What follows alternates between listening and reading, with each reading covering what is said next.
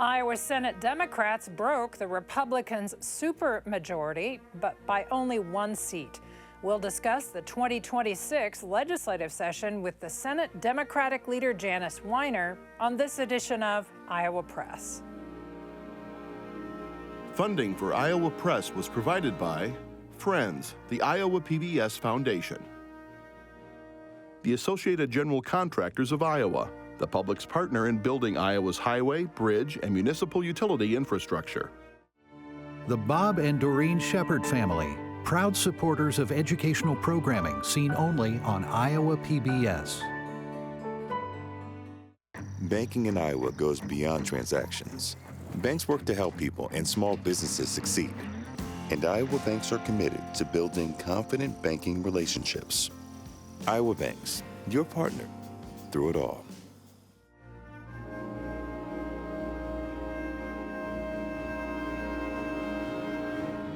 For decades, Iowa Press has brought you political leaders and newsmakers from across Iowa and beyond, celebrating more than 50 years on statewide Iowa PBS. This is the Friday, February 6th edition of Iowa Press. Here is Kay Henderson. Our guest on this edition of Iowa Press is an Iowa City native who returned to her hometown after retiring from a career in the U.S. State Department as a Foreign Service officer. She was elected to the Iowa City Council, and in 2023, she was elected to the Iowa Senate. In late 2024, her colleagues in the Senate chose her to be the Senate Democratic Leader. Janice Weiner, welcome back to Iowa Press. Thank you so much for having me.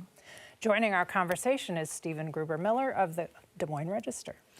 Senator Weiner, the governor's property tax proposal, one of the central pieces is a 2% cap on local government's revenue growth.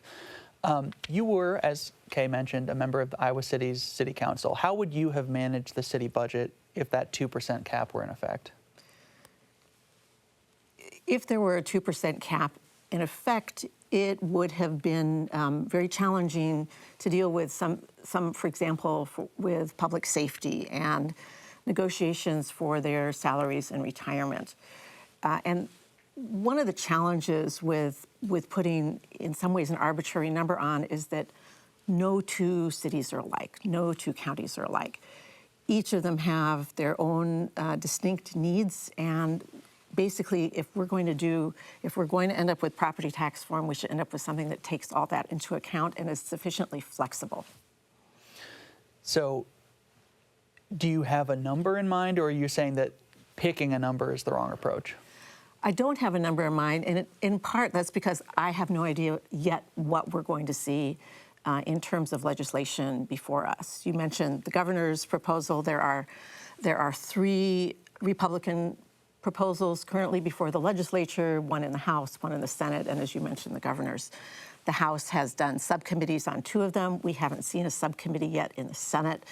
I have no idea at this point what the elements are that will come before us in whatever bill we ultimately see. Yeah. Well, in talking about the approach that some of those plans take, the governor and Senate Republicans are both looking at a certain age group of seniors and saying they want to either freeze or in some instances maybe eliminate property taxes for seniors. Is that the right approach, to look at like an age group in that way? What my caucus and I are looking at is making sure that whatever bill comes out helps the Iowans who need it the most. In some cases, those may be some seniors. In some cases, it may be people who are not seniors. I think we have to be very careful when we look at redoing this really complicated system, that we don't end up with a bunch of unintended consequences. I've talked to people, not in Iowa City, I've talked to people in some more rural districts, and some of them have told me that that sort of proposal that you describe in a pretty property poor district would really hurt their school district substantially. So it is a complex system. One of the things that we'd love to see is a simpler, more transparent system with some permanent fixes, but one where we're not ending up with a bunch of unintended consequences. One of the elements of the plan that Senate's Republican leader and the chair of the Ways and Means Committee in the Senate unveiled in January was regarding the gas tax. Right.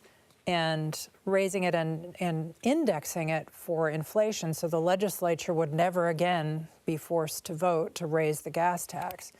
If that were a standalone bill, is that something that you think would be good state policy? That is a really good question, because I'm skeptical that that my colleagues, at least, would find it acceptable to have a rolling tax increase without allowing a chance for the legislature to vote on it. But would Democrats support it? It's not something we've discussed, so I can't tell you. I know that in the past, when there's been a gas tax increase, there was an agreement among the parties. I think the parties produced votes proportionally.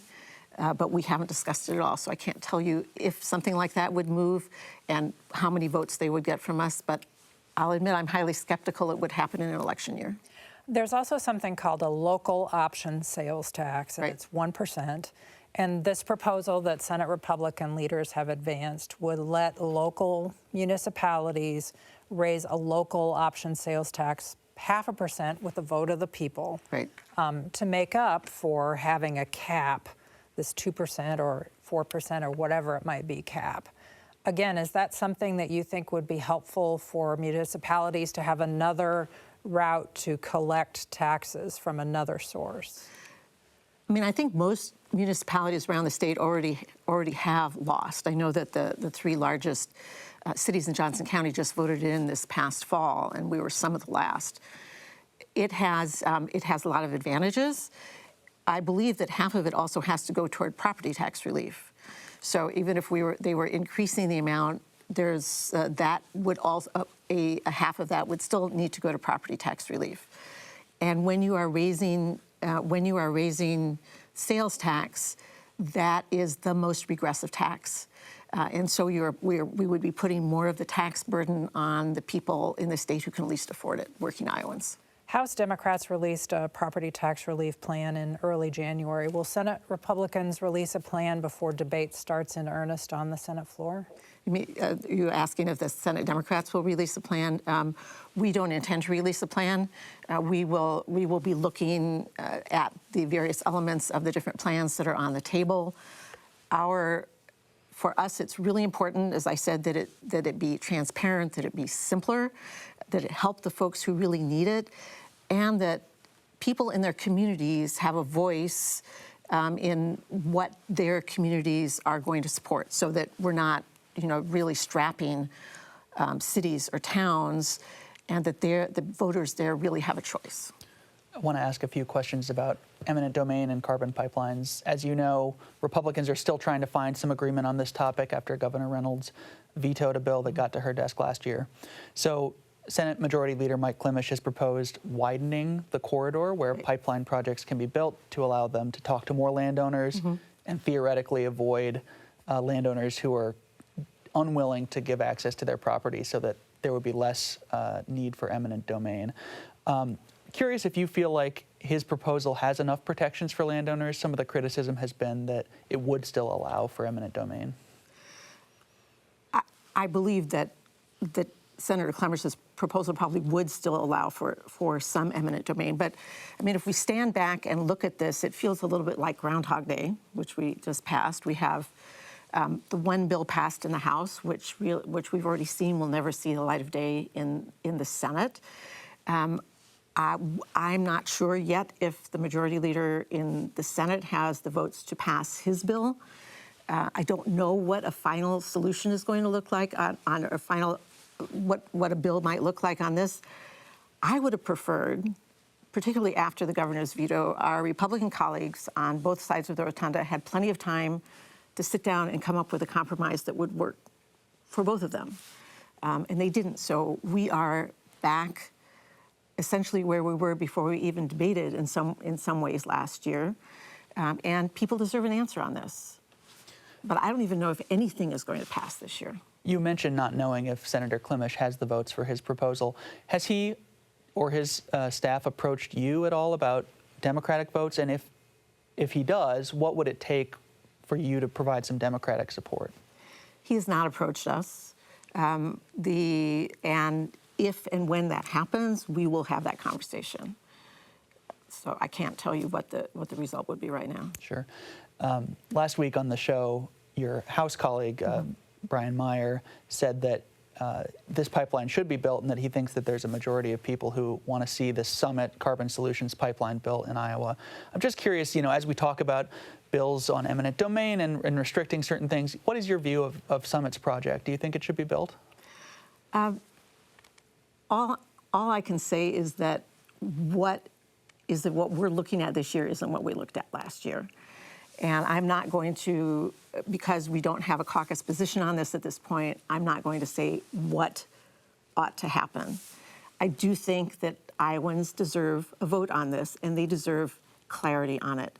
And it's up to the majority party, which has been in power for nearly 10 years, to figure this out and get it across the finish line. There's also a proposal that Stephen and I covered this past week to tax the liquid carbon that's running through the pipeline. Do you think that's a wise move? What I think it is an admission that there are holes in the budget and that they don't have enough money coming in right now. We can see that with a $1.26 billion deficit running this current year. To me, it's an admission that they have huge problems with the budget now and going forward. The topic of cancer has been talked about at the Statehouse in earnest for the past few years. And before we start our conversation here, just for the benefit of viewers, we're having this conversation before the latest data about Iowa's cancer rate is being released this past week. In your view, what should the state do next? So last year, the legislature allocated $1 million to cancer, and I know that the University of Iowa and the Holden Cancer Research Center, which is really the gold standard here, has put it to good use. But in terms of dealing with our cancer plague, it's really a drop in the bucket. We need to be able to adequately fund cancer research in the state. We can't always depend on NIH or other funding, as we've seen. So we need to have serious conversations about that. In the meantime, there are some low-hanging fruit that the legislature could deal with. We know that we have high radon levels in this state, and we could do more on radon mitigation. We know that most other states have regulate tanning beds for young people, which can really produce really serious melanoma later on in life. We ought to regulate that. And we need to do something to reduce vaping and smoking, especially among young people. Otherwise, based on the statistics I've heard, we could end up with some of the highest lung cancer rates in the country within 10 years. So those are things that the legislature could absolutely do this year. The first two things you mentioned, there are bills pending on that. Last year, the current Senate Majority Leader expressed support for taxing vaping products in the same manner that cigarettes are taxed. Is that something that you think would happen this year? If he puts forward a bill, we will see. We'll see what happens. I mean, cancer is not something that any of us can take lightly. You saw it wasn't even 2 weeks ago that my colleague Senator Dray announced her cancer diagnosis. And we've had way too many cases of cancer, even within the small Senate family. Her predecessor, Senator DeWitt, died of cancer not less than a year ago. We need to, for the sake of all Iowans, this is basically an all Iowa issue. It doesn't care about your political party or how you voted. It doesn't care about where you live, but we need to care about it for all Iowans. Water quality is often a part of this conversation. What do Senate Democrats support in terms of reducing the level of nitrates in Iowa's waterways? The one thing that is good is that there now seems to be a recognition across the state that we have to do something about our water quality, and that Iowans deserve clean water. We are introducing a number of bills. At a minimum, we need to be able to fund our water sensors so that we know what's in the water, because if we know where the problem is, then we can deal with it. We should also, I think, increase the enforcement capacity and finding capacity of the DNR so they can help get to the heart of some of this. And I would truly want to bring everybody to the table so that we can figure out all Iowa solutions going forward, because there may be links to cancer, and much like you said, we said earlier with respect to cancer itself, it doesn't care. The water issues don't care where you live. We need to work together on this, rural and urban, and everybody together. We started this week to see the first signs of movement on the annual education funding conversation. Senate Republicans have proposed a 1.75% school funding increase. I believe Senate Democrats want to see more. What is that number, and why? What is the case you will make to your colleagues about why they need to pass more than that?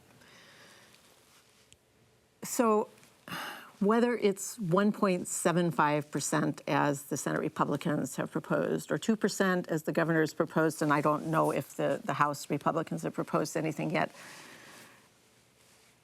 it is a question of what that means for individual families and individual kids and their school districts.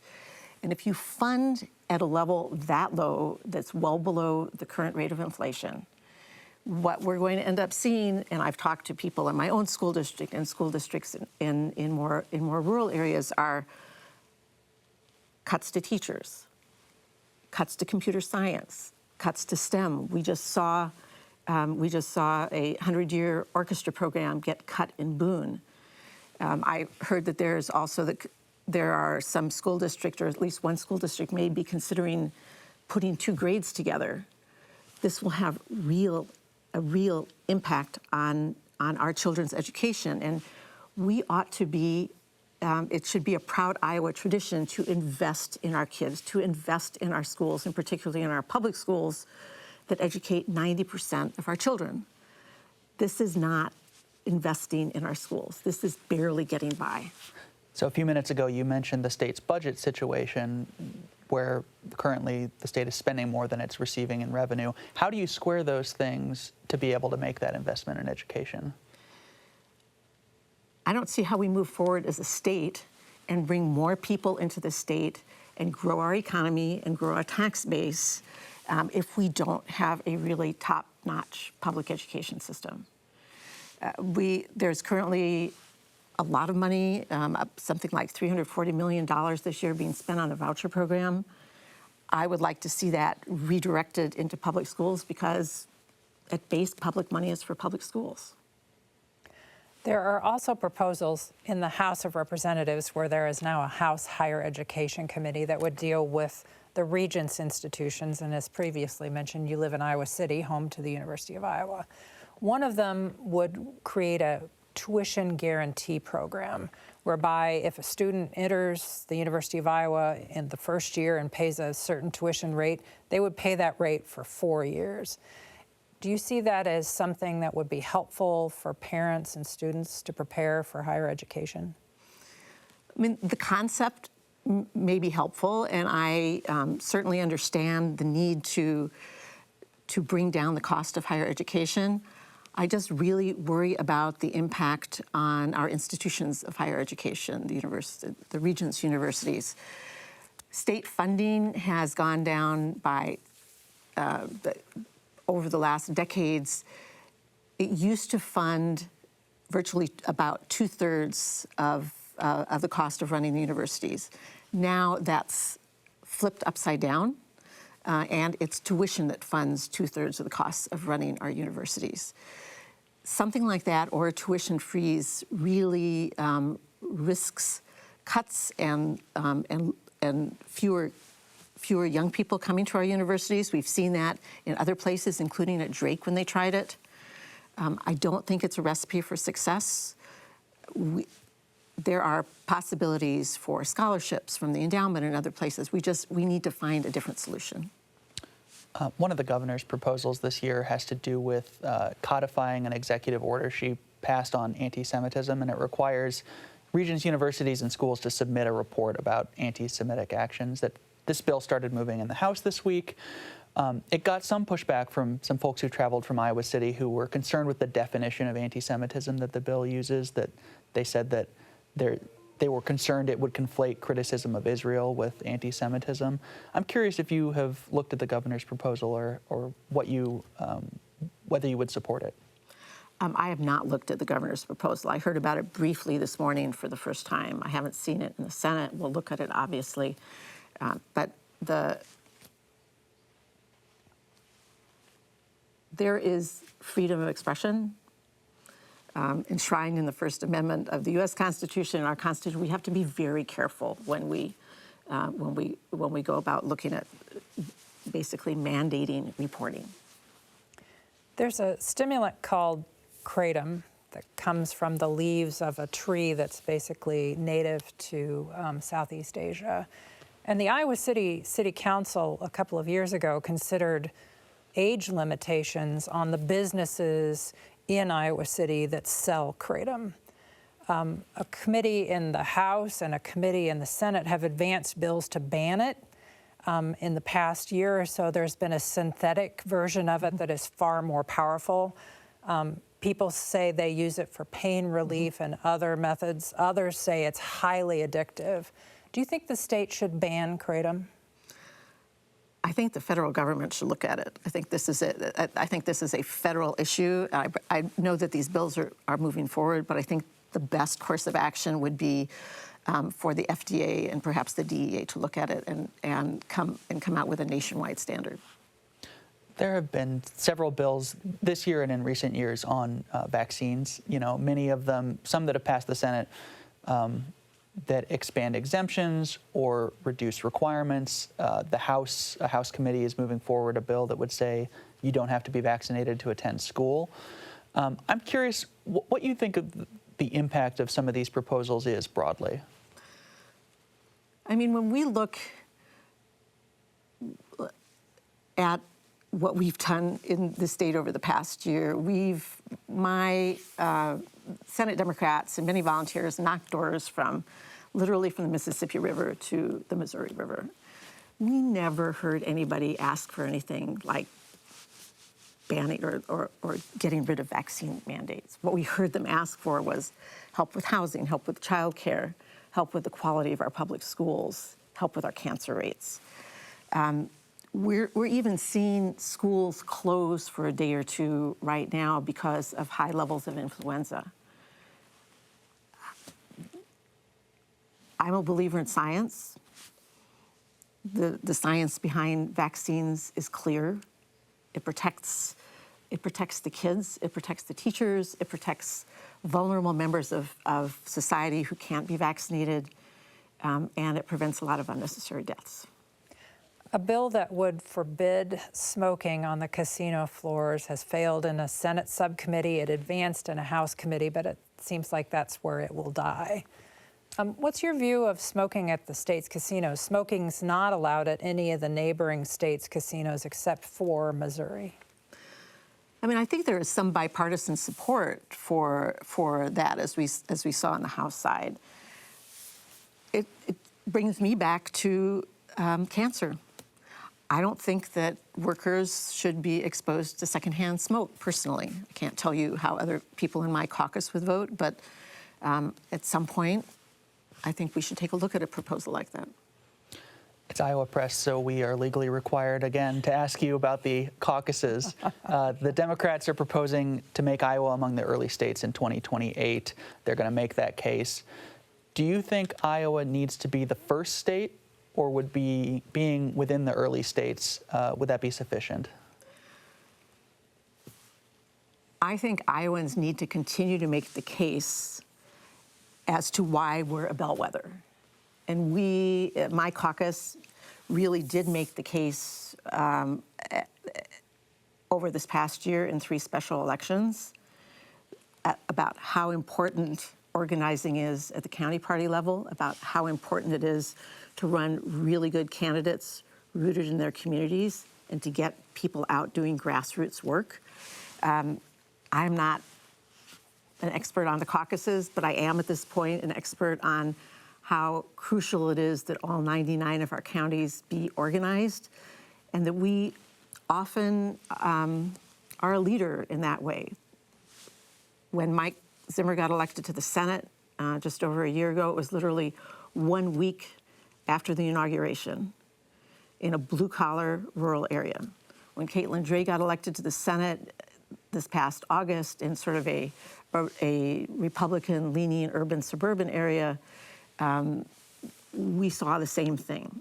And then we had one more special election over the holidays in a blue-leaning area of West Des Moines. That's where our focus needs to be. Our focus needs to be on whatever it's going to take to recruit good candidates, do the grassroots work, and get them across the line. Well, I have to pay attention to the clock, and we are out of time for this conversation today. Thank you for being here. Thank you very much for having me. You may watch other episodes of Iowa Press at iowapbs.org. For everyone here at Iowa PBS, thanks for watching today.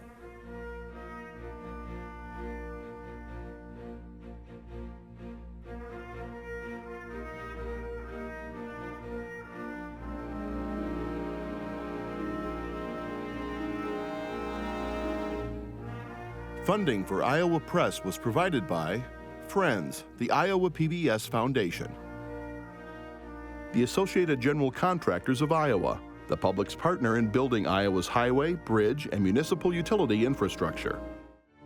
The Bob and Doreen Sheppard family, proud supporters of educational programming seen only on Iowa PBS. Banking in Iowa goes beyond transactions. Banks work to help people and small businesses succeed. And Iowa banks are committed to building confident banking relationships. Iowa Banks, your partner through it all.